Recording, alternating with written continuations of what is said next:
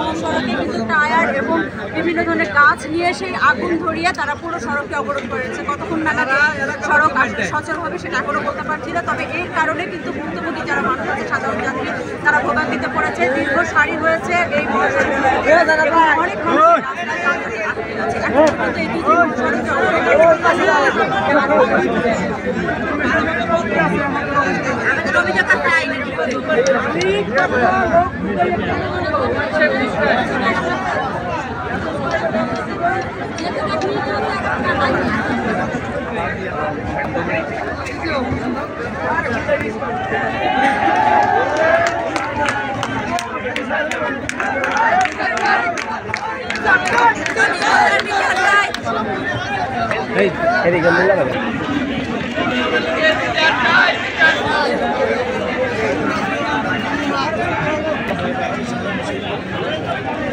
Live চলতেছে live.